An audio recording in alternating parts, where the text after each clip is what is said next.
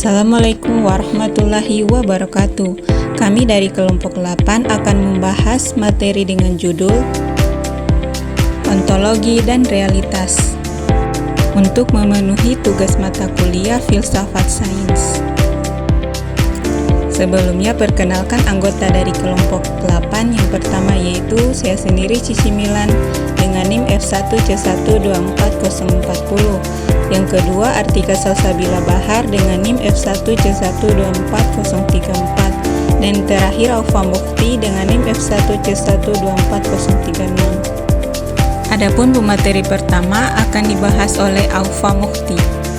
Pengertian ontologi. Menurut bahasa, kata ontologi berasal dari bahasa Yunani, yaitu dari kata ontos, yang berarti yang ada atau keberadaan, dan logos, yang berarti ilmu atau kajian.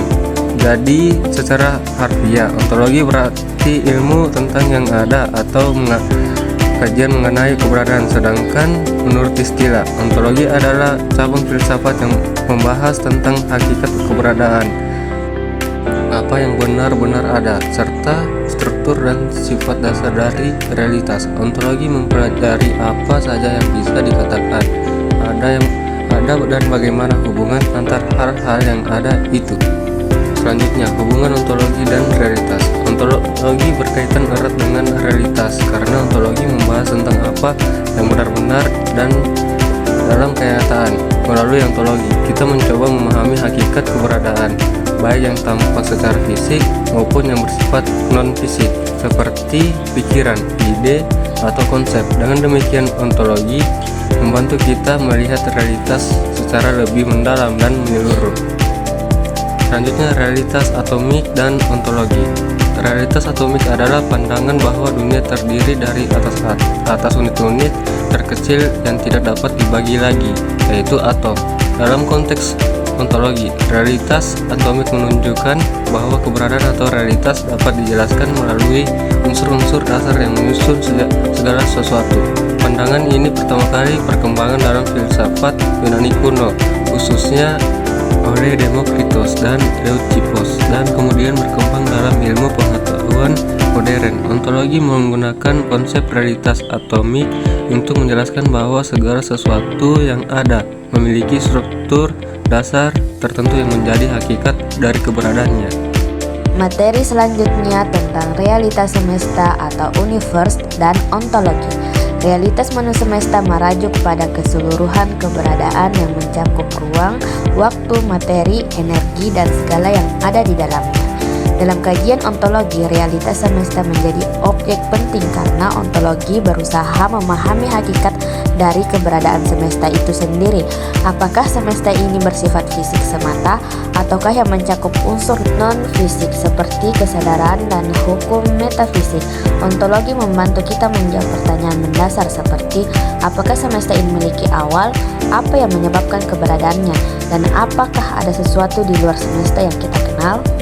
Selanjutnya tentang mekanika Newton dan ontologi. Mekanika Newton adalah teori fisika klasik yang menjelaskan gerak benda berdasarkan hukum-hukum yang tersusun oleh Isaac Newton. Dalam konteks ontologi, mekanika Newton menunjukkan pandangan bahwa realitas bersifat teratur, dapat diukur dan bekerja menurut hukum sebab akibat yang pasti. Pandangan ini mendukung gagasan bahwa alam semesta adalah sistem yang terdiri dari objek-objek fisik yang memiliki keberadaan nyata dan dapat dijelaskan secara logis. Dengan demikian, mekanik Newton menjadi dasar bagi pendekatan ontologis yang bersifat materialistik dan deterministik, yaitu bahwa semua kejadian di alam semesta terjadi karena hukum fisik yang tetap dan dapat diprediksi. Materi selanjutnya tentang teori relativitas khusus Einstein dan ontologi. Teori relativitas khusus yang dikembangkan oleh Albert Einstein menyatakan bahwa ruang dan waktu bukanlah suatu yang mutlak, melainkan relatif tergantung pada kecepatan pengamat. Dalam pandangan ontologis, teori ini menggunakan cara tradisional memahami realitas karena menunjukkan bahwa realitas fisik tidak bersifat tetap, melainkan tergantung pada kondisi dan posisi pengamat.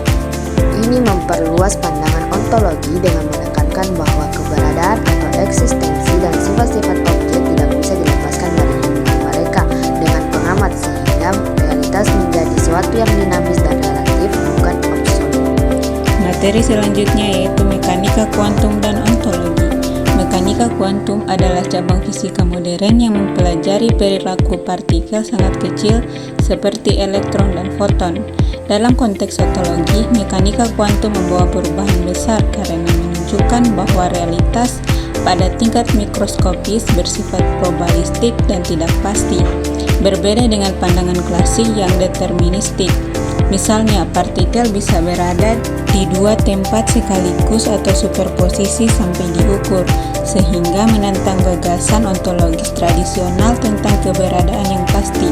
Mekanika kuantum mengajukan bahwa realitas tidak sepenuhnya ada sebelum diamati, yang memunculkan perdebatan ontologis tentang apakah keberadaan itu tergantung pada kesadaran atau pengamatan.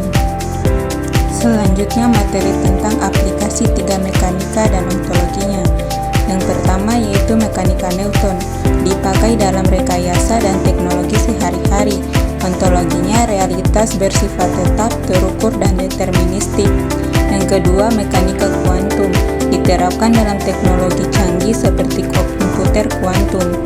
Ontologinya realitas bersifat probabilistik dan bergantung pada pengamatan. Yang tiga, relativitas khusus, digunakan dalam GPS dan fisika kecepatan tinggi. Ontologinya realitas relatif tergantung pada penganut.